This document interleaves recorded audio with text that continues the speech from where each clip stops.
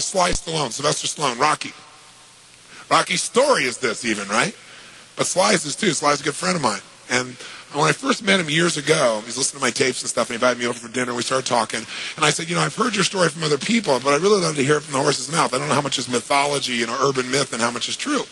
So he told me his whole story. He said the essence of it, though, was, he said he knew his whole life what he wanted to do since he was very, very young. He wanted to be in the movie business, period. I mean, not just TV, movies. And he said why was, for him, it was a chance to have people not only escape, but to inspire people. And by the way, that drive is what made most of his movies, inspire people to what they're capable of, to overcome unbelievable obstacles, because in his own life he felt like he did that. When he was born, he was pulled out by the forceps. That's why he looked the way he did. That's why he talked the way he did. And he said, so I really want to do that. And he said, I knew why I wanted to do it, and I wasn't willing to settle for anything else. And he said, what happened was, I went out to try and get jobs, and it's not like I went, hey, Adrian, they went, you're a star. It didn't work out real well. They looked at me and said, hey, you're stupid looking. Do something else. What is it talking like this? There's no place for you in that stuff. You're never going to be a star in the movies. You're insane. No one's going to want to listen to somebody who looks dopey and talks out of the side of their mouth, right? And he got no after no after no after no. He said, I was thrown out more than 1,500 times of agents' offices in New York. I said, there aren't 1,500 agents in New York. He said, I know. I've been to them 5, 6, 7, 8, 9 times. He said, remember one guy went in there, and I got in there at 4 o'clock, and he wouldn't see me, so I stayed there, and I would not leave. And I stayed overnight. They came back the next morning. I was still sitting there. He said, that's how I got my first job. The guy said, fine, come in here. And he sat down, and he went through this, and he gave me my first movie. I said, oh, really? I thought Rocky was your first movie. He said, no, this other movie, I'd never heard of it. I said, well, what character did you play? He said, well, I was in it for about 20 seconds. I was a thug that somebody beat up. He said, because they made me feel like, people hate your guts. You getting beat up, it'll be a good thing. And he did like 3 movies like that. Never got anything. Kept going out. Rejection, rejection, rejection. So finally he realized it wasn't working. So he changed his approach. He said, I was starving, by the way. He said, I couldn't pay for even to have heat in my apartment. My wife was screaming at me every day to go get a job. I said, well, why didn't you? He said, because I knew that if I got a job, he said, I'd get seduced back and I'd lose my hunger. He said, I knew that the only way I could do this is if it was the only choice, if I burned all other bridges. Because if I did a normal job, pretty soon I'd be caught up in that rhythm and that stuff, and I'd feel okay about my life, and I feel like my dream would just gradually disappear. And he said, I wanted to keep that hunger. That hunger was the only thing I thought was my advantage. He said, my wife didn't understand that at all. He said, we'd have these vicious fights, and he said, it was freezing. So I was broke, we had no money, and he said, so I finally went to the public library one day because it was warm. He said, I didn't want to read anything. He says, I went in, New York Public Library. He said, I was hanging out there, and I sat down in this chair, and somebody left a book there. And he said, I looked down at this book, and it was the poems of Edgar Allan, stories of Edgar Allan Poe.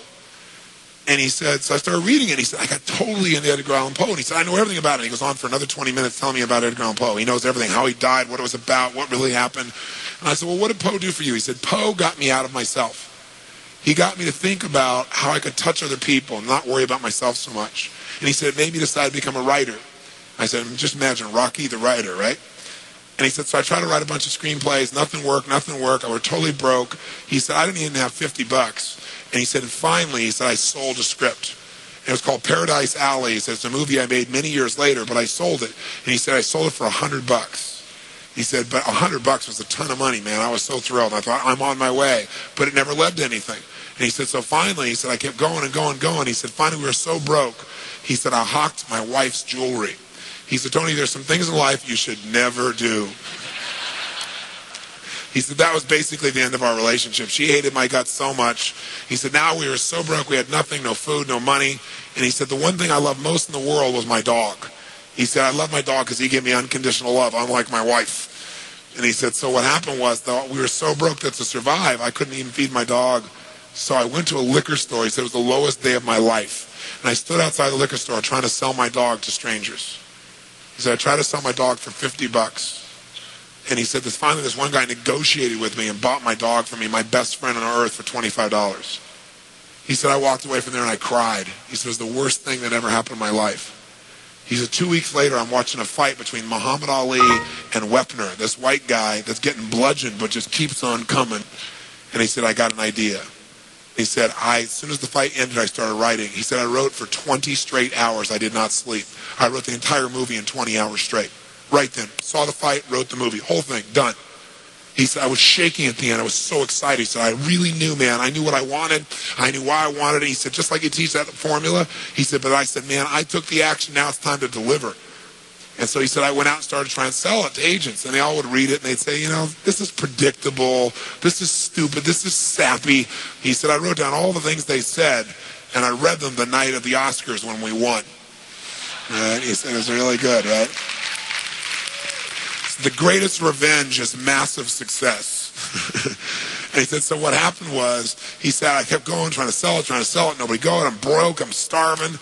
He said, finally, I meet these guys, they read it, and they believe in the script, and they love it. And they offer me $125,000 for my script. I said, oh my God, you must have been out of your mind. He said, I was. I said, just one thing though, guys, you got a deal based on one thing. And they said, what's that? He said, I got a star in it. They went, what are you talking about? You're a writer. He said, no, I'm an actor. He said, no, you're a writer. He said, no, I'm an actor. That is my story, and I'm Rocky. He said, I got to play it. I got to be the head person. I got to be the starring role. And they said, there's no way. We're not going to pay you $125,000, take some no name and stick you in that and throw our money away. We need a star, And they want to have Ryan O'Neal play Rocky, to give you a picture. Can you imagine? That's who they picked, right? And so he said, no way, Ryan O'Neal isn't Rocky, I'm Rocky. Went through this whole thing, right? They said, well, take it or leave it.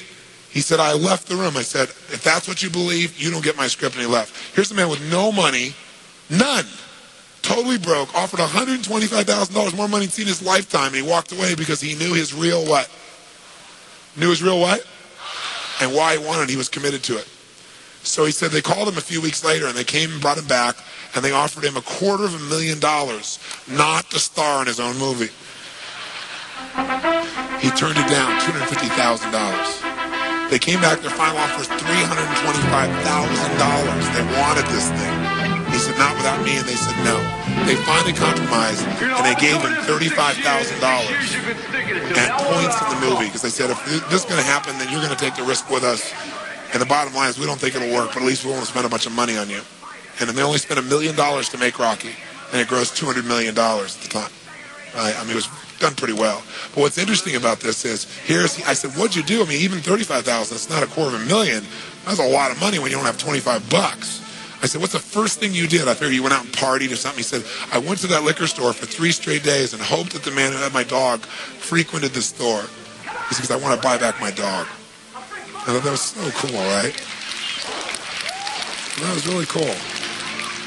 I said, what happened? He said, third day I was there, this guy walks by, and I see him, and I can't believe it, and there's my dog.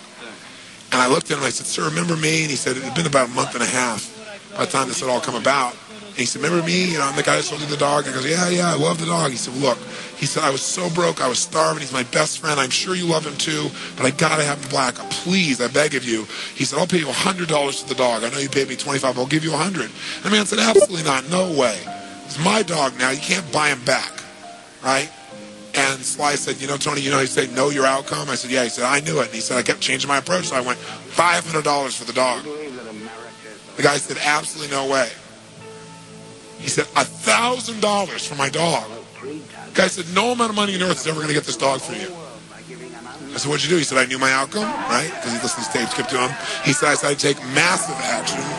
He said, I got my dog. I just kept changing my approach, so I got it. I said, what'd it cost you? $15,000 and a part in Rocky. The guy's in Rocky.